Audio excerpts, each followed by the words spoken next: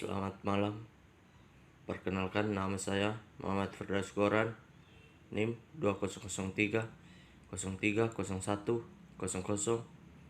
jurusan Sosiologi, Fakultas Ilmu Sosial dan Ilmu Politik, Universitas Nusa Cendana Kupang, 2021. Pada kesempatan ini, saya akan membacakan review buku 3, Teori Sosiologi Klasik. Menurut Alice dan Picton, keduanya menafsirkan pertanyaan tersebut dengan menggunakan kategori konsep dan asumsi yang masing-masing tidak asing. Konsep-konsep asumsi dan kategori yang tidak diratukulasikan ini menyebabkan Merpati dan Alice memiliki kesimpulan yang sangat berbeda. Demikian pula, kehidupan sosial bisa jadi membingungkan dan rumit. Cukup sulit mengetahui fakta-fakta, apalagi untuk mengetahui mengapa hal seperti yang tampak. Dalam hal ini, teori singkat penting untuk memahami kehidupan sosial karena mengandung pengamatan dan fakta yang berbeda-beda. Fakta yang hanya masuk akal karena tidak menafsirkannya dengan menggunakan kategori dan asumsi sebelumnya, yaitu teori. Intinya adalah bahwa bahkan yang disebut fakta didasarkan pada asumsi implisis dan peranggapan yang tidak diakui.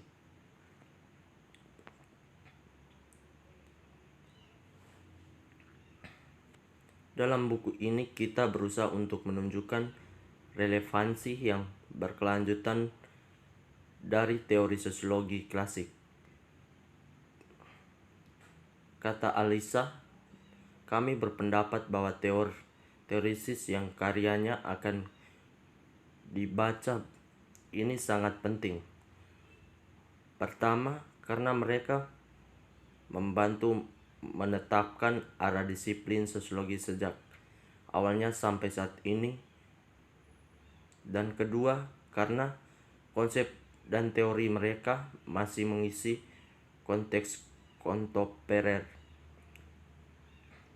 Para sosiologi masih berupaya menjelaskan isu-isu kritis seperti sifat kapitalisme, dasar-dasar solidaritas sosial, peran otoritas dan kehidupan sosial, manfaat dan bahaya yang ditimbulkan oleh birokrasi modern, dinamika jenis kelamin dan penindasan rasial, serta sifat dari dan masih banyak lagi. Teori sosiologi klasik menyediakan dasar konseptual yang sangat penting untuk mengeksplorasi firman hari ini. Yang pasti, dunia ini lebih rumit daripada abad yang lalu, atau dalam hal ini daripada yang telah terjadi sebagai besar sejarah manusia. Manakah individu hidup dalam kelompok kecil sebagai perubahan-perubahan.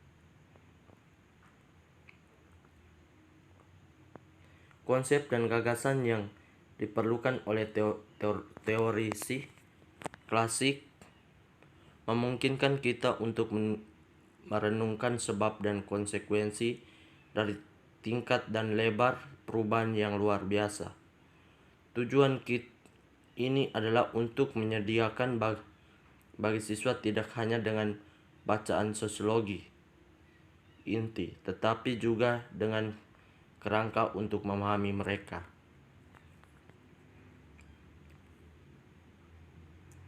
Dalam bab pendahuluan ini kita membahas apa teori sosiologi itu.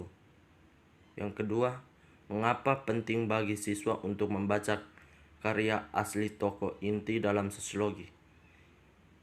Yang ketiga, siapa ahli teori inti ini. Dan yang keempat, bagaimana siswa dapat mengembangkan pemahaman yang lebih kritis dan musnah mengenai beberapa gagasan yang paling penting yang dikembangkan oleh para teoritis ini. Untuk tujuan ini, mereka memperkenalkan kerangka kerja teoritis yang memungkinkan siswa untuk menavigasi, membandingkan, dan kontras ide-ide utama para kontrator, serta untuk merenungkan masalah sosial dalam dunia kita sendiri yang semakin kompleks. Yang pertama, apa teori sosiologi? Hukum pertama, hukum inersia, menyatakan bahwa objek bergerak dan tetap bergerak, dan objek saat ini istirahat akan tetap tenang kecuali ditindaki oleh kekuatan lain. Dalam penjelasan dan ramalannya tentang pergerakan benda-benda, hukum ini tidak hanya mencakup ruang dan waktu. Di pihak mereka, para sosiologi berupa membangunkan atau menyempurnakan pernyataan umum tentang beberapa aspek kehidupan sosial. Misalnya, teori sosiologis yang sudah lama berdiri meramalkan bahwa sebagai masyarakat menjadi lebih modern, kesenjangan agama akan merosot. Oleh karena itu, teori-teori sosiologi memiliki karakteristik tertentu dengan teori-teori yang dikembangkan oleh cabang-cabang sains lainnya. Yang kedua, mengapa membaca karya asli? Beberapa profesor setuju dengan siswa bahwa karya asli terlalu sulit untuk dibaca. Para profesor ini menggunakan buku teks sekedar yang menafsirkan dan menyederhanakan gagasan teoritis inti. Argumen mereka adalah bahwa ada sama sekali tidak dapat menarik perhatian mahasiswa dengan menggunakan karya-karya asli. Akan tetapi ada problem signifikan jika tidak hanya membaca tafsiran karya asli. Yang ketiga, siapa ahli teori sosiologi? Keyakinan bahwa mahasiswa harus membaca inti teori sosiologis klasik menimbulkan pertanyaan penting. Siapakah teoritis inti? Lagi pula disiplin sosiologi telah dipengaruhi oleh peluhan filsuf dan pemikiran sosial. Dalam pandangan kita, jawabannya adalah yang benar untuk melemparkan sekelompok intelektual terpilih sebagai penulis inti disiplin. Berikut pencerahan. Banyak dari benih untuk apa yang akan menjadi sosiologi pertama ditanam selama pencerahan. Suatu periode perkembangan intelektual yang luar biasa yang berasal di Eropa selama akhir abad ke-17 dan awal abad ke-18, perkembangan masyarakat sipil dan laju debat yang semakin cepat di dunia modern memungkinkan dan kebudayaan yang membentuk masyarakat.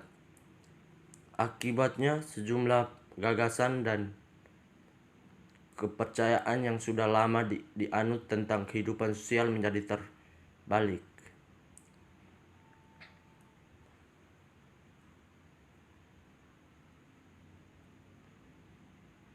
Akan tetapi, pencerahan bukan perangkat gagasan yang tepat karena merupakan sikap baru, yakni metode berpikir yang baru.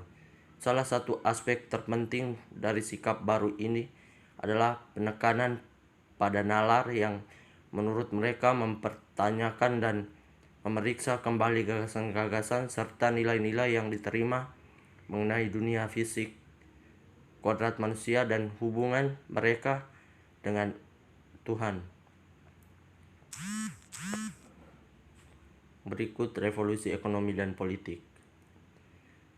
Sejauh ini kita telah membahas bagaimana disiplin sosiologi muncul dalam lingkungan intelektual tertentu. Namun tentu saja pencerahan dan kontra pencerahan keduanya merupakan penyebab dan dampak dari sejumlah perkembangan sosial dan politik yang juga mempengaruhi perkembangan disiplin sosiologi yang baru. Perubahan ekonomi, politik, dan agama yang luar biasa besar telah terjadi di Eropa Tengah sejak abad ke-16. Disiplin baru ilmu sosiologi berusaha untuk menjelaskan keduanya secara ilmiah, penyebab dan dampak perusahaan sosial yang luar biasa.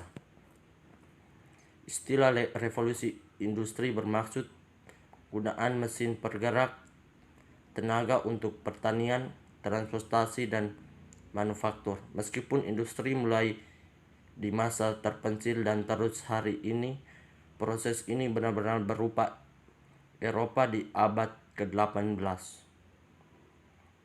Ini beralih Eropa dari sebagian besar pertanian ke masyarakat industri yang sebagian besarnya tidak hanya secara radikal mengubah bagaimana barang-barang diproduksi didistribusikan, tetapi juga menegaskan sistem kapitalisme.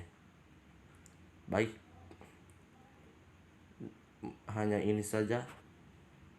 Selamat malam.